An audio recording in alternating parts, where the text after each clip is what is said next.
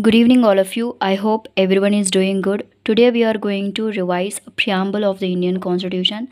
I took this topic from GS2, Polity and Governance section of the UPSC syllabus. This is my short notes, crisp notes. So, this how I make my short notes for each and every topic.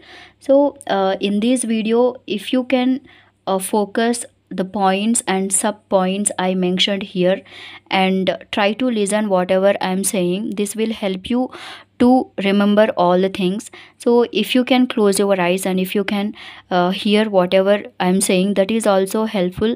It will increase your concentration level on the topic. Let's try and understand. The preamble contains the overall philosophy of the Constitution. It is like a short statement of the basic values of the Constitution. Many values inspired and guided India's freedom struggle and were in turn nurtured by it. These form the foundation of Indian democracy, and these values were embedded in the preamble of Indian Constitution. They guide all the articles in the Indian Constitution. So this is the introduction, brief introduction of our preamble. What is the text of the preamble?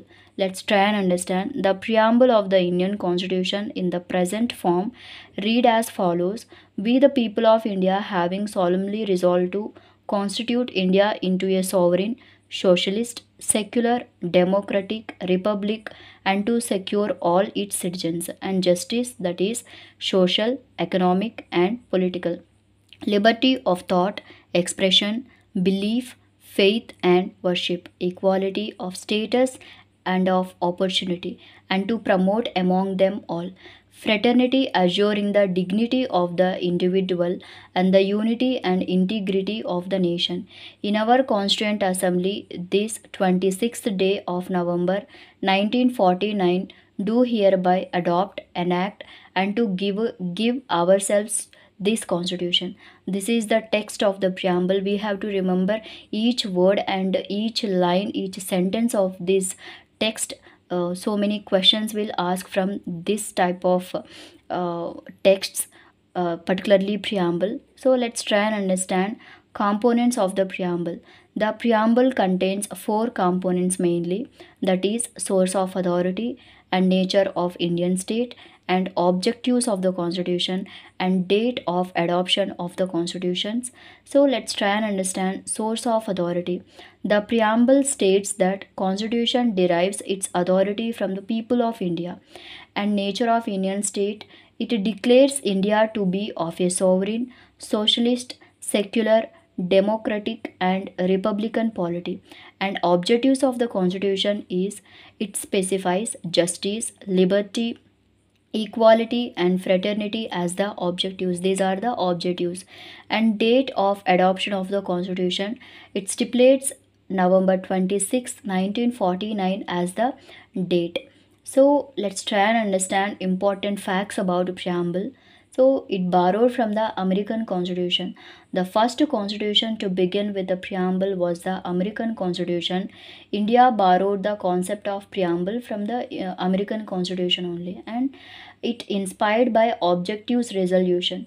Our preamble is based on the objectives resolution draft and moved by Pandit Nehru and was adopted by the Constituent Assembly. An amendment to the Constitution, only one time 42nd amendment happened in 1976.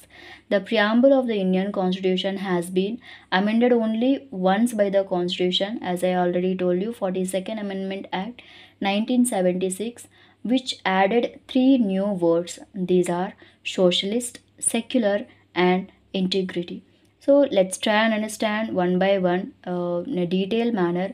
So source of authority, as we already know, we the people of India is a source of authority, meaning the term means that the constitution has been drawn up and enacted by the people through their representatives and not handed down to them by a king or any outside powers, and collective will of people. The above words show that The people of India are the source of authority of the Constitution. We the people also explains that the preamble and the Constitution is a result of the collective will of the people and not just of the founding fathers. We have to understand this. And court judgments in Madan Gopal Kabra versus Union of India 1953, the Supreme Court referred the phrase "we the people" and observed that the Constitution derives its authority from the citizens. So, what's that case is Madan Gopal and Kabra versus Union of India case 1953. And nature of Indian state constitute India into a sovereign, socialist, secular, democratic republic. So let's try and understand sovereign, what it means, and what is India's position and all. So the state has the supreme right to make decision on internal as well as external matters. No external power can direct the government of India. So that is the meaning of sovereign. So let's try and understand brief explanation about sovereign. Sovereignty is a political concept which refer to dominant power or supreme authority. A sovereign state is a country that governs itself within a defined territory.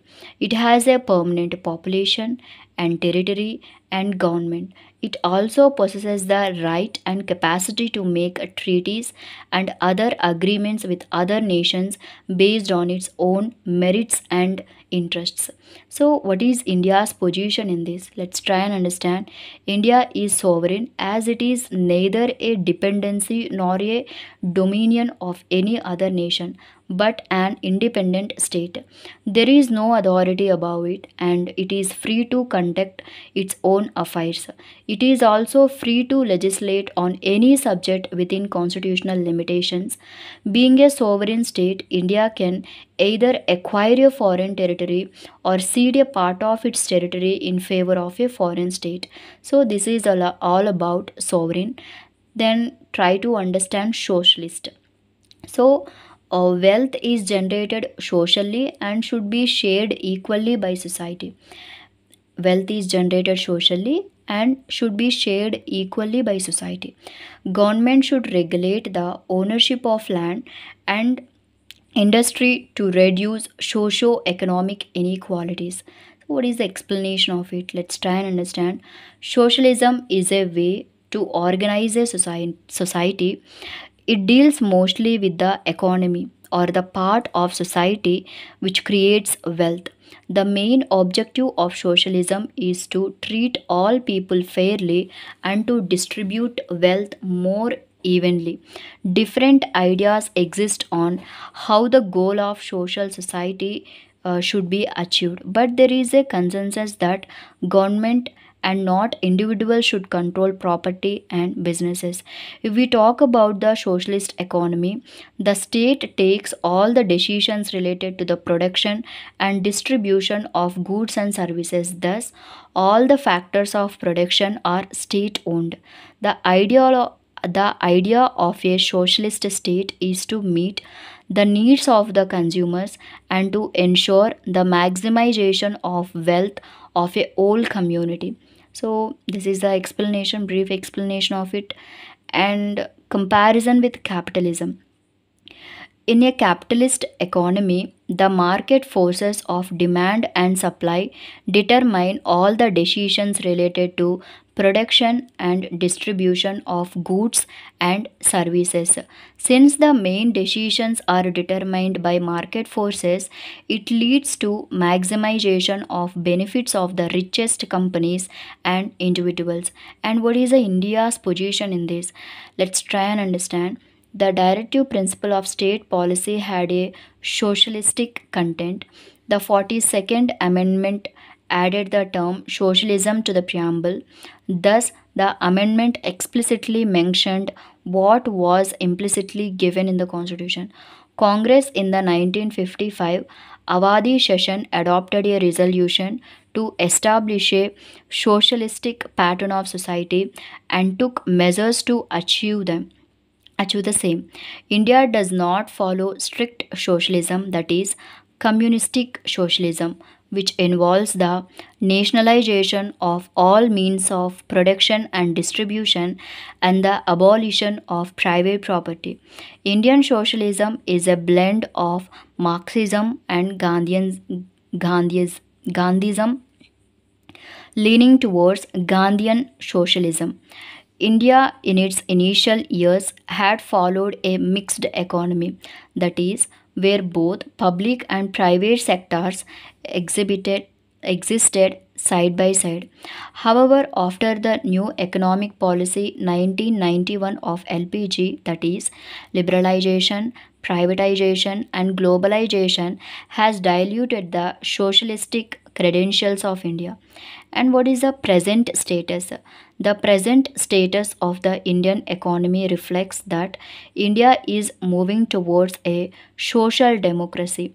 This system aims to mix parts of socialism with capitalism. In this system, private property exists, however, the government generates tax revenue typically from the wealthiest in the society and corporations and distribute it to the poor or backward sections of society. This is done in the form of social welfare programs such as nutritional programs, housing programs, etc. The intentions of social democracy and socialism can be shared, but the key difference is that social democracy keeps the capitalist system intact and does not take steps to remove it. In strict socialism, the capitalist system is done away with. So, what is the court judgment? The Supreme Court in DS Nakara versus Union of India 1983 held that the primary purpose of socialism is to provide a better standard of life and social security to people. So, this is all about that. And coming to secular, the word secular. So, citizens have complete freedom to follow any religion, but there is no official religion. The state treats all religious beliefs and practices with equal respect. So, what is the meaning of secular exactly? Let's try and understand. The term secular essentially means being separate from religion or having no religious basis. Though the concept has a rich history and has evolved over time, the term itself was coined by the British reformer George Jacob and only in the 19th century. The term secularism is similar to the Vedic concept of dharma nirpekshata, that is, for a state and religion should be separate from one another. People of all religions are equal before the law, constitution, and government policy. This is the meaning of secular, and let's try and understand concept of secularism. To get a better understanding, one should know about concepts of secularism. There are two concepts, negative concept of secularism and positive concept of secularism. So what is negative concept of secularism means? The Western concept of secularism is a negative one. It suggests a full separation between the state, that is the politics, and the church, that is religion. It holds the belief that government should neither formally acknowledge nor favor any particular religion. The state will not interfere in any religious matters and religion will not interfere in any state matters. This is all about negative concept of secularism. It is present, this is also known as the Western concept of secularism, and it is a negative one. And coming to positive concept of secularism, in the positive concept of secularism, all religions are given equal respect and protection. The state is neutral in religious matters, that is, it protects all religions and at the same time guarantees religious rights to every citizen. So, what is the India's position in this? India is a secular country. The concept of secularism, which was implicitly mentioned in the Indian Constitution, was made explicit by the 42nd Constitutional Amendment Act by adding the term secular to the preamble. Also, India follows the positive concept of secularism, that is, no strict separation between state and religion exists. All religions are given equal respect and protection and have the same status and support from the state. Various provisions in the constitution reveal the secular character of the Indian state, that is Article 15, which prohibits discrimination on the basis of religion, race, caste, sex, or place of birth. Article 25 to 28, which guarantees the fundamental rights to freedom of religion. So let's try and understand comparison between Indian secularism and Western secularism. So what is Indian secularism? So state is neutral in all religious matters, and relationship is to uphold a positive relationship between state and religion. This is all about Indian secularism, I am trying to say. And uniform civil code, till now there is no uniform civil code in India. And provisions for aid, state can aid religious institutions, and rights of both individuals and religious communities are protected. So this is all about Indian secularism. Let's try and understand Western secularism. So Western secularism, state is completely separate from all religious matters, and negative relationship, that is state believes in complete non-interference in religious matters. Also religion does not interfere in the affairs of the state, and single uniform code of law is used to provide justice. Religious background is not taken into account. But when it comes to Indian secularism, till now there is no uniform civil code, and state does not aid religious institutions in Western secularism, and individuals and his rights are given prime importance than religious communities' rights and all. So this is all about secular. And coming to democratic, the term democratic. Democracy is a form of government where people enjoy equal political rights, elect their rulers, and hold them accountable. The government is run according to some basic rules. So it's based on the meaning is, the word democracy comes from Greek words demos meaning people and kratos meaning power. So democracy can be thought of as power of the people. Like Greek words demos meaning people and kratos meaning power. So democracy can be thought of as power of the people, a way of governing which depends on the will of the people. And democracy is of two different forms. Direct democracy is there and indirect democracy is also there. So types of democracy. In direct democracy, the electorate decides on policy initiatives directly without elected representatives as proxies. This differs from the majority of currently established democracies, which are representative democracies. Representative democracy is the example of indirect democracy.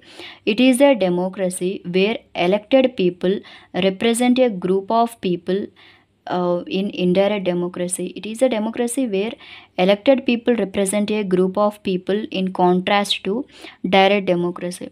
The representatives elected by the people exercise the supreme power and thus carry the government and make laws.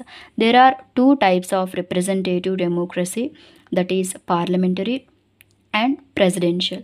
So India's position is, Indian Constitution provides for representative parliamentary democracy, under which the executive is responsible to the legislature for all its policies and actions.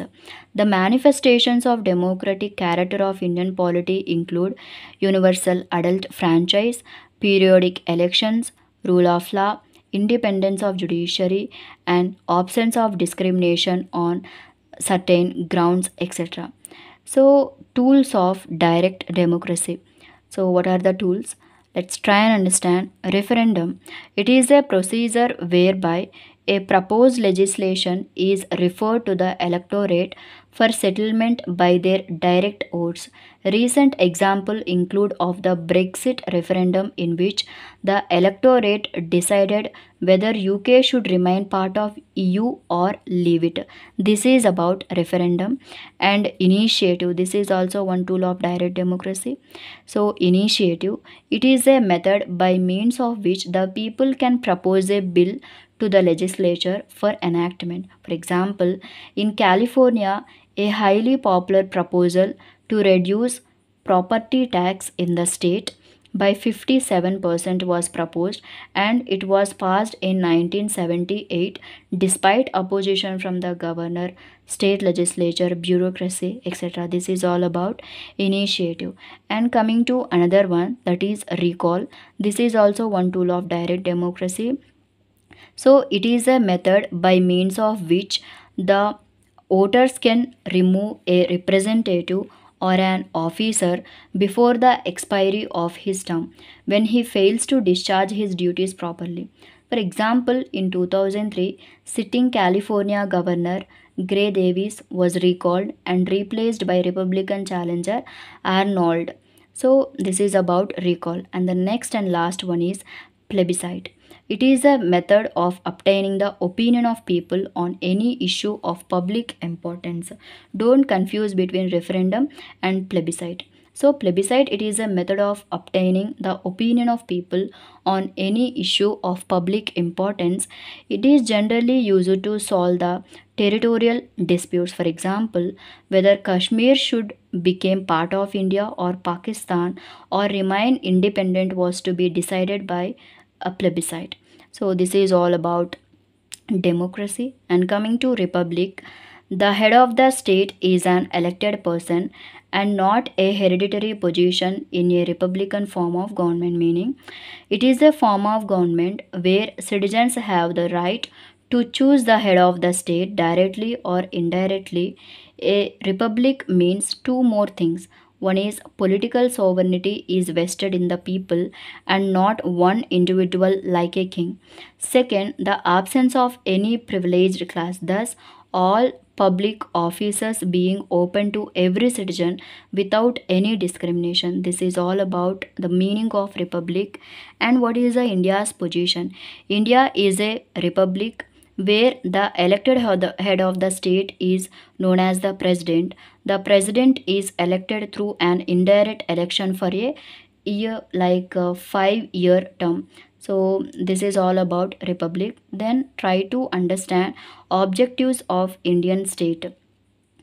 Indian state aims to secure for all its citizens justice, liberty, equality and fraternity so as to promote unity among the citizens and maintain integrity in the society.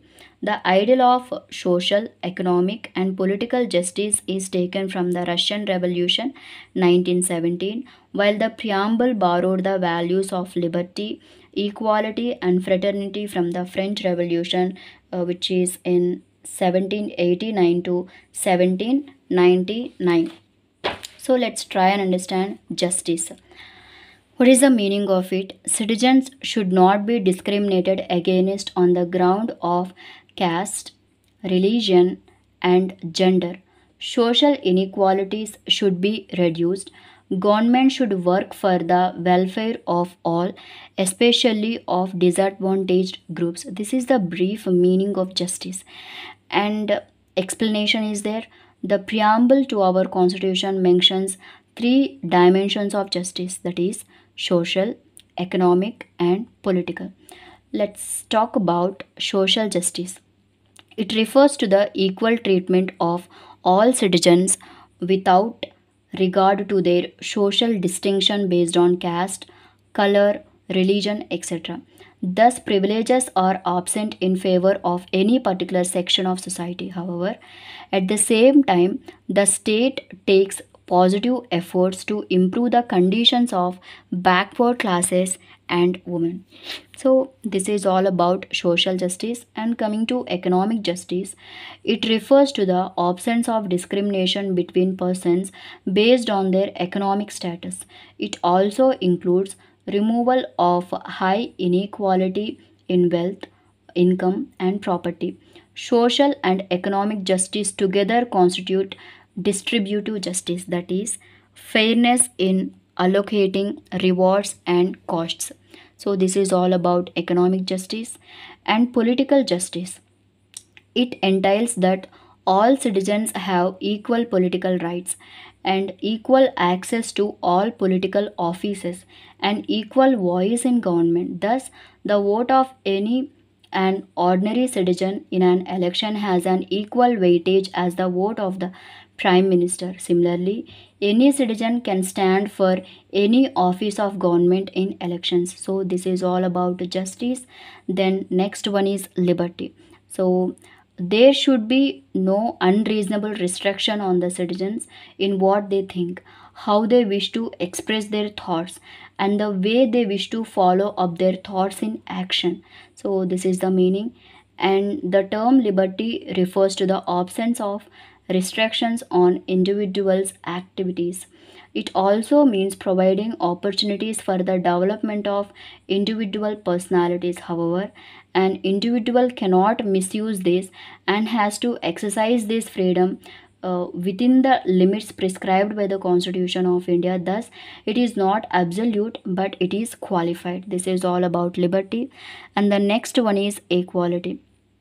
All are equal before the law. The traditional social inequalities should be ended. The government should ensure equal opportunity for all. Explanation: the term equality, a conceived by the preamble, embodies equality of status and opportunity to all or any Indian citizen. Privileges are absent for any particular section of society, and at the same time, adequate opportunities without discrimination are to be provided for all individuals. The Constitution emphasizes three aspects of equality, that is, civil, political, and economic. So, what is civic equality? It essentially means that all individuals have equal rights and freedoms. This principle is embodied in equality before the law in according to Article 14. Prohibition of discrimination on religion, race, caste, sex, or place of birth according to Article 15. And according to Article 17, abolition of untouchability and etc. So this is all about civic equality. And coming to economic equality means providing fair and equal opportunity to all for work. Article 16 provides equality of opportunity to citizens in matters of public employment. And this is all about economic equality. And the last one is political equality. Political equality guarantees to all persons an equal opportunity for participation in the political process. This idea is reflected in the provision of universal adult suffrage in all elections in India. And Article 325 prohibits any person from being declared ineligible for inclusion in electoral rolls on grounds of religion, race, caste, or sex. So this is all about equality. And coming to fraternity, this is the last one, meaning all should behave as if we are members of the same family. No one should treat a fellow citizen as inferior. And fraternity refers to a sense of brotherhood. The Constitution contains various provisions to promote this sense of fraternity, that is, single citizenship. A system of single citizenship has been provided by the Constitution. So, this is the one provision. And another provision is fundamental duty. Under Article 51A, it is the duty of every citizen to uphold and protect sovereignty, unity, and integrity, as it is essential for the nation's social and economic development. It is also a duty of every citizen to promote harmony and spirit of brotherhood amongst all people of India, transcending religious, linguistic, regional, or sectoral diversities. And provision in preamble. The 42nd Amendment Act of 1976 replaced the term unity of the nation with unity and integrity of the nation. This idea encompasses both psychological and territorial dimensions of national integration. Fraternity, mentioned in the preamble, focuses on two parts. First one is assuming the dignity of an individual, and the second one is unity and integrity of the nation. So let's try and understand date of adoption of the constitution. So date of adoption. The constitution was adopted on the 26th November 1949. However, the majority of the constitution's articles went into effect on January 26, 1950. Article 394 specifies the articles that came into existence on November 26, 1949. This included Article 394 itself and Article 5, 6, 7, 8, 9, 60, 324, 366, 367, 379, 380, 388, 391, 392 and 393. So these articles came into existence on November 26, 1949 onwards. And date of commencement. The remaining provisions of the constitution came into force in the 26th January 1950. This date is referred to as the date of the commencement, constitution's commencement. And importance of preamble. It embodies spirit of the constitution. The preamble is the spirit and backbone of the Indian constitution, and it is a basic principles. It contains principles that the constitution aspires to fulfill. It enumerates the constitution's overall goals. It provides basic principles and fundamental values of the constitution. Unravel minds of constitutional forefathers. The constitution reflects the vision of India's freedom struggle and that of the founders of the constitution. So this is the importance of preamble. And K.M. Munshi, a member of the drafting committee of the Constitution Assembly, mentions the preamble as a political horoscope of the Constitution of India. This description helps us understand that the preamble is not just the but also worthy of predicting past and future event. All the world is all the words in the preamble significantly explain each feature of an Indian identity. Then two crucial aspects of the preamble. It is neither a source of legislature's power nor a prohibition upon its power. It is non-justiciable, that is, its provisions are not enforceable in courts of law. And debates regarding preamble.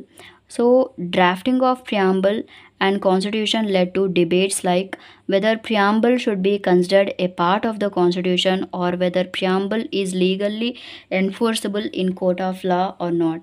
These questions further led to probe that whether preamble can also be amended or not. These questions were addressed by the Supreme Court through various judgments. There are few cases that give as an idea about the status of the preamble in the Indian Constitution. There are Berubari Union Case 1960, Keshwananda Bharati Case 1973, and LIC of India Case 1995. Let's try and understand Berubari Union Case 1960. The Supreme Court held that preamble is not part of the Constitution and it cannot be amended. The court stated that preamble shows the general purposes behind the several provisions in the constitution. It is also a key to the minds of the makers of the constitution. Further, the court said that whether the terms used in any article are ambiguous or capable of more than one meaning, some assistance for interpretation may be taken from the objectives enshrined in the preamble. However, the court concluded that preamble is not a part of the constitution and cannot be amended. This is the judgment in Berubari Union Case 1960. And then understand Keshwananda Bharati Case 1973. In this case, the Supreme Court held that preamble is a part of the constitution and can be amended. The Supreme Court observed that the preamble is of extreme importance, and the constitution should be read and interpreted in the light of the grand and noble vision expressed in the preamble. The Supreme Court rejected its earlier opinion and held that preamble is a part of the constitution and can be amended. This is the all judgment about Keshavananda Bharati case in 1973 according to preamble. Then the last one is LIC of India case 1995. It was reiterated preamble of India is part of the constitution. The Supreme Court again held that preamble is a part of the constitution and is in harmony with the opinion of the founding fathers of the constitution. However, two things should be noted, that is, the preamble is neither a source of power to legislature nor a prohibition upon the powers of legislature. So this is the first one. And the second one is it is non-justiciable, that is, its provisions are not enforceable in courts of law. I hope you like the video. Within half an hour we revise preamble topic. So if you like the video, please subscribe to my channel. If you need this type of videos on daily basis, I'm going to upload daily one topic or some of the topics so that we can revise. So just listen this voice and revise all the things. I hope everyone is doing good. Thank you for watching this.